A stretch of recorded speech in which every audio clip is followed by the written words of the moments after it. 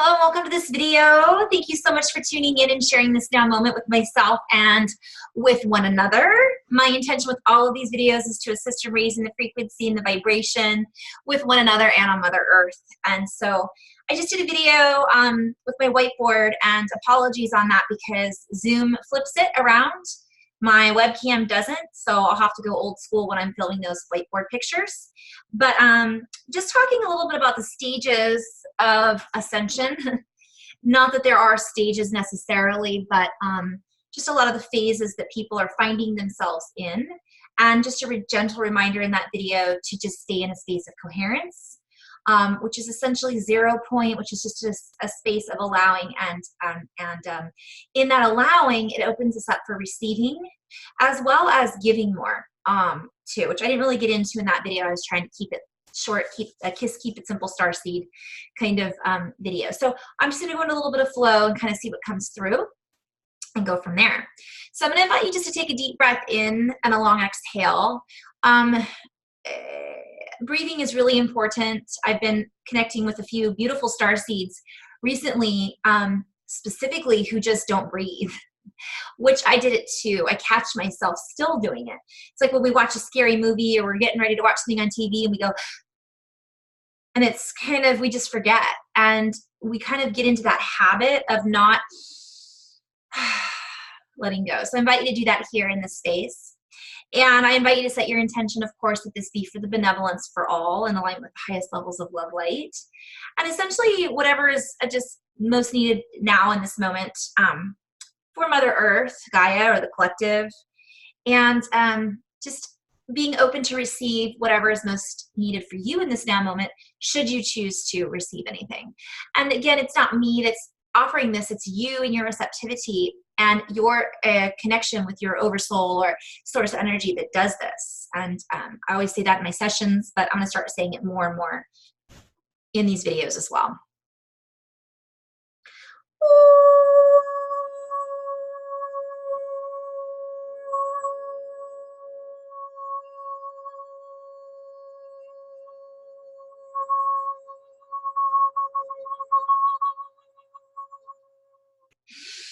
Isteana okukuiana het istiana okukuana ek eat indra hastra okor. Dustri hindres estrak istira het estrak andra okor. Durustistrat indra okor.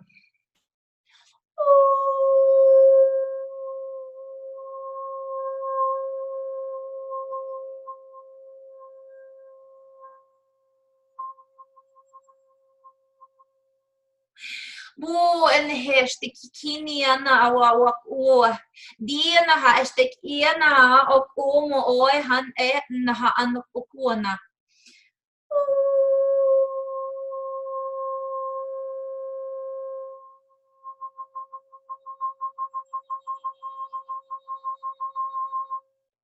We invite you to see more of yourself in all things. More of your senses are opening on a cellular level. And as all senses are activating and coming online, there are many who wish to stay desensitized. There are many who wish to dummy down their senses, so to speak, because they do not feel they are ready. They do not understand what is happening. They do not understand that they are dumbing down their senses. And as certain capabilities come online, there are certain individuals who are choosing to stay individual.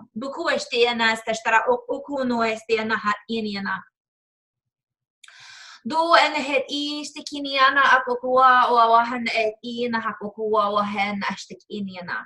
We wish to essentially allow you to stabilize your frequencies, give you an opportunity to connect with your higher aspects, your higher feelings of light, your bodily senses, essentially, through the skin, through the tones, the ears, the heart, the throat, through the spine.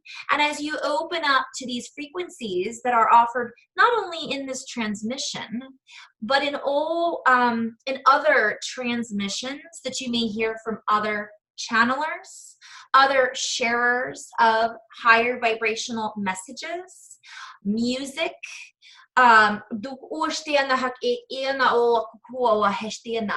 we invite you to start paying more attention to your feelings and recognizing that as these expansive capabilities come online, there are new ways that are being expressed, and these new ways of expression are not always going to be understood by the old ways of communication. So I just had a beautiful session with a light worker who specializes in communication, and I can see how what's going on is people that have so closed throat is coming up a lot, I'm finding, for certain individuals. But it's not just closed throat, it's being able to express on a higher level of expressiveness. And I'm seeing a common denominator and a thread in being able to express who we really are. And on a collective scale, that could be somebody who, has a sexual preference and they're not able to express that to their family or friends or loved ones. And that essentially has shut down this center of communication, or they feel shame, or it could be somebody who went to college for a specific degree and now they have no interest whatsoever in that, but they're too afraid to go and express themselves in another way because of XYZ, fill in the blanks. It could be a relationship, it could be all of this. But more than that, it is the extrasensory feelings and capabilities that come from our ability to express ourselves. So what they're showing me is that as people express more of who they really are, their extrasensory capabilities will present themselves more obviously. So let's say, for example, someone really just wants to be a massage therapist, yet they're stuck in corporate America.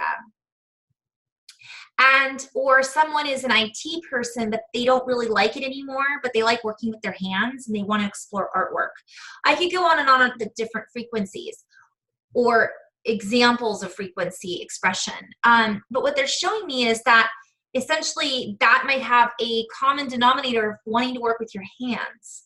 So as you go, and let's say it doesn't have to be quitting a job. Let's say you have a job where you don't work with your hands, and you go and pick up a hobby of working with ceramics where you get to work with clay, or you go and work with finger paints, artwork, molds, whatever it might be, or you go and learn massage, for example, because that is a desire that is coming through for you to express with your hands, because that might be a dynamic of communication that your oversoul is trying to show you, or your guides, or whatever you resonate with, that you have the capability of working with. Or perhaps it's an extrasensory feeling that's activating in you. For some people, it's their throat, it's their communication, it's through song, it's through speech, it's through speaking their truth from the heart. Other people, it's literally they can hear things where other people can't. It could be the combination of those. So, and of course, by the way, we all have the capability of accessing all of that: touch, sight, hearing, feeling, sound, smell, all of that. And some will have this come online, all of it.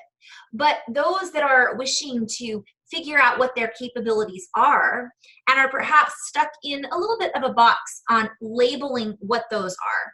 So for a lot of time, for many years, people have said, oh, your gift is this. Now, that is true, and people are finding their gifts. And so your gift may be the gift of touch, healing touch. It could be energy perception. It could be electrical. It could be perhaps you are more connected to magnetics than others. And so it's honing in on whatever it is you're guided to go do, because it will assist you in opening up that particular bandwidth, that particular frequency, that particular activation that is being offered, possibly from a past experience. But I'm being reminded to share that it's really happening now, because there is no past. So perhaps you were a I'm using Cryon as an example, but let's say you were a magnetic master in a past life, but really that's still in you. So now you're very fascinated with the magnetics. So go play, go get some magnets and start to learn more about it. And we're being given clues all the time to what our strong points are, is what they're sharing. So it's also astrological. So many of you guys know, oh, I am this sign, so I'm an earth person. I'm this sign, so I'm a fire person. And so you utilize your gifts based around what those, sorry, lots of words are coming into my mind right now, but essentially what those capabilities are. So some people are clairaudient. Some people are clairvoyant. You know, some people have a really big imagination. They can see people's auras, but that's a physical thing. Maybe they close their eyes and can feel energy. That's more of a kinesthetic feeling frequency. Some people need to touch. Some people don't need to touch. So each of us has those dominant characteristics within our fields. And so those are really coming online right now. So it's different for everyone. Even though as a collective experience, FOXP2 gene is happening and the throat chakra is opening and more people are starting to speak light language, right? That doesn't necessarily mean that that's going to come online at the same time for everybody. Some people's auditory capabilities are starting to come more online. So it's a matter of supporting yourself in whatever it is you're feeling guided to support yourself in. Also, are you drawn to certain colors? The color recognition is what they're saying. The colors are recognizing the light within, like the light within you sees the light within me. So what they're sharing is that you're going to recognize more and more individuals who are part of your makeup, who are part of your soul group. And this will assist you in honing in on your own capabilities, your own expansiveness. Fulfilling your perception of what blueprint it is you came here to accomplish, fill, draw, build, whatever it might be.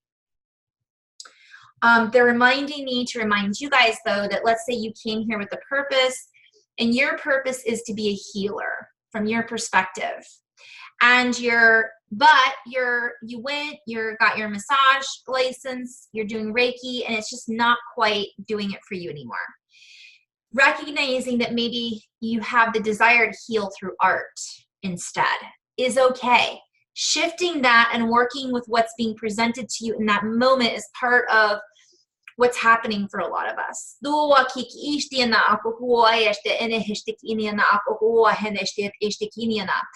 as soon as you release these ideas and concepts of what you should be doing or what the universe needs you to do, and recognize what feels right, what feels good, what feels in alignment, which gets you excited, which gets you feeling expansive, that is where you need to be in this now moment and where your guidance team is pushing you towards or lighting up the way. It's like I see people with all of these different doors in front of them, and there's a tunnel, and a tunnel, right? They're playing with this as a tonal and attunement here with playing on words, and you've got your guides, and they're basically showing you this candle, like you have all these opportunities that you could walk through. Which one feels good? Do you get excited about going down that doorway, or do you get excited about going down that doorway? And they're sharing that when you're in this space of confusion, it's like all the synapses in the brain are kind of working overtime, and it's causing them to pull you in multiple directions, pull you into multiple, not dimensions, but like keeping you from seeing the multidimensionality that you are existing in. So again, it's about getting out of the head and getting into the heart, which is something that we all struggle with sometimes from what I've seen, some more so than others. But what they're saying is on a physical level, it really does cause all this like firing to happen. And people are then not able to focus on what they are feeling. And so they're focused more on what they're thinking or what their idea is about a certain situation, and then they feel based on their idea about the situation. Does that make sense? So they see something, and because of their association with what their expectations are around what they are seeing, or judgments, or whatever you want to call it, then that elicits a certain response or feeling. And that is not a response or feeling to really just being in a space of not thinking about it. So for example, they're asking me to give an example. Someone is in a park and they have a choice to go on a certain ride, and they're showing you the merry-go-round or the swing set. And what happens is they see the merry-go-round and they remember that they threw up on the ride when they were a kid.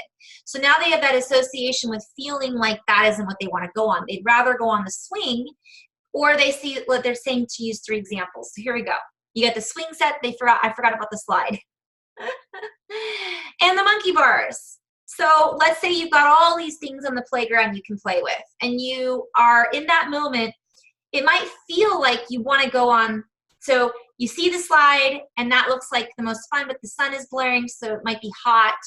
And so you don't want to go on it because you don't want to get burned. And you see the monkey bars, and, you know, again, it's hot, so you don't want to get burned. So you decide to go on the swing set because it's the safest thing to go on from your perspective in that moment, because of your association with the heat, the metal, past experiences of being on the merry-go-round and being sick and getting burned in your past. See where I'm going with this? But in all reality, you really wanted to go on the merry-go-round.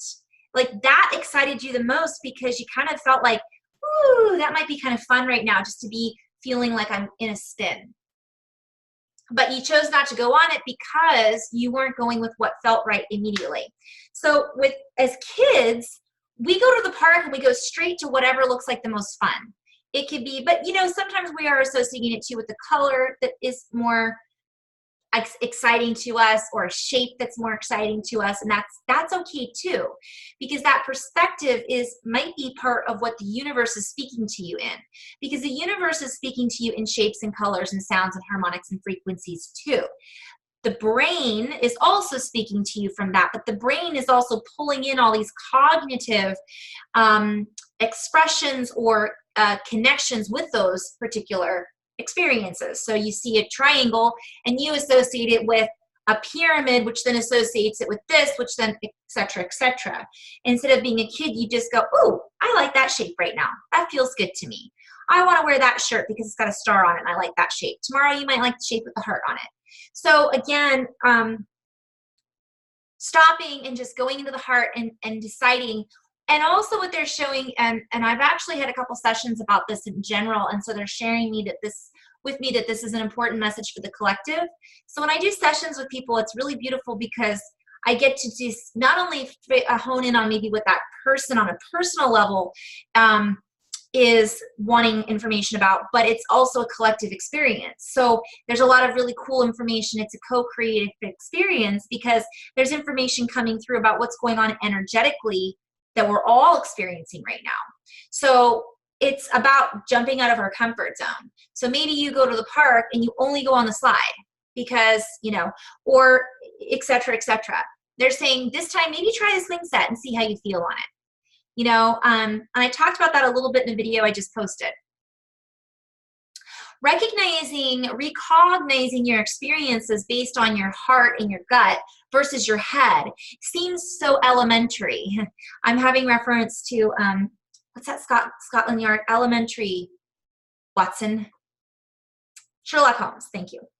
And basically what happens is the clues have been laid out before us, but which path we decide to go down to follow the clues and how we recognize the clues are, it's more important to be here when you recognize them so that you get the expansiveness of what the clue means.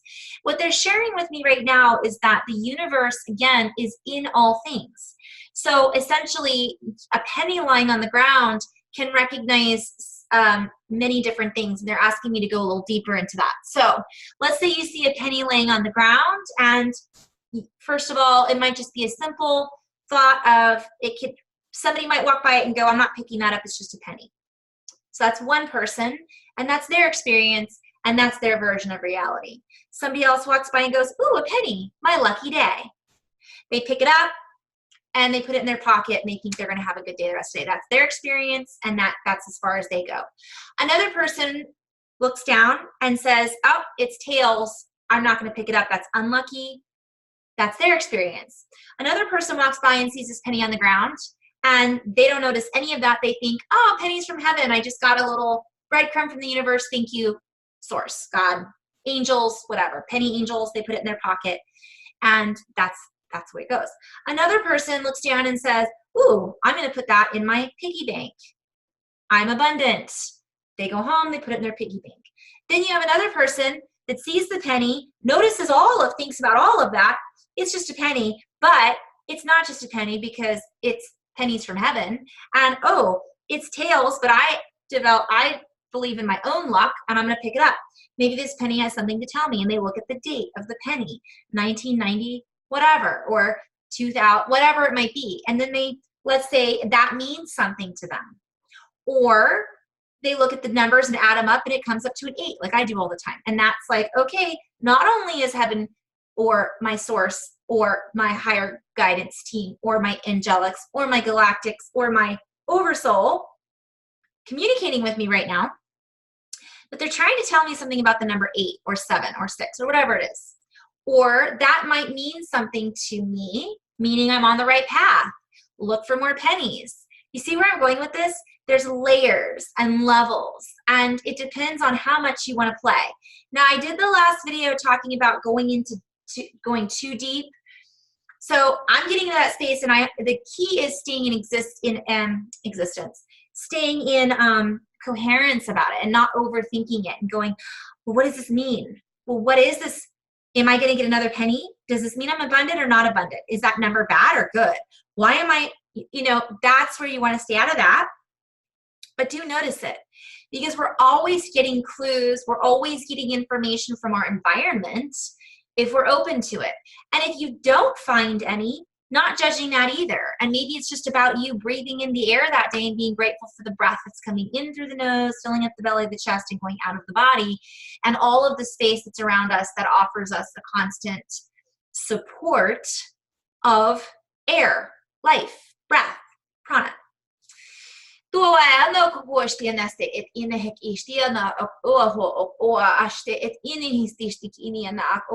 And as you explore these different relevancies, these different frequencies, these different paths of least resistance, you allow yourself to awaken up to, they're showing me those doors again. So now all of a sudden you're standing at the doorway with the penny in your hand, and you see, 5 different doors in front of you. And because of what you found on that penny, it makes you feel more akin to going through door number 5, because that just feels like it matches up with the clue that I just got. Let's play. And then recognizing that none of those are wrong. They're just going to lead you to slightly different places. And the other thing that they want to share is that, let's say, for example, you picked this clue up, and this clue was supposed to lead you to some other place, right? You chose, but you ignored all of that. It's in your pocket. You forgot about it, and you chose door number 3 instead of door number 5, which if you would have chosen door number 5, it would have led you along why the penny showed up, which would have led you to this, but you didn't. You ignored it, and you chose door number 3. It's not wrong, because door number 3 is now offering you other opportunities to align with certain things that you're aligning with in that now moment. You might be down that path and then take the penny out of your pocket, right? And that door may lead back to the path of door number 5. Or it might mean something completely different. Or, very Alice in Wonderland here right now, but it's kind of like, or on that path, all of a sudden you realize that all paths lead to the same place. So there is no wrong. It's just a matter of what types of clues you want to play with along the way. Does that make sense? Kind of, maybe, I hope. So we'll end on this note and just kind of play with this.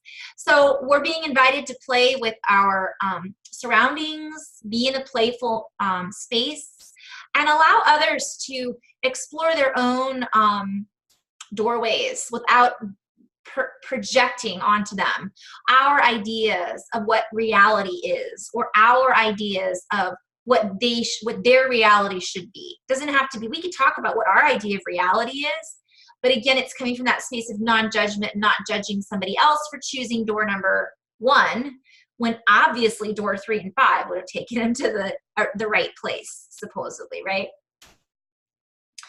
So we're going to end on that note, and yeah, in love and light, guys. Thank you so much for tuning in. Namaste.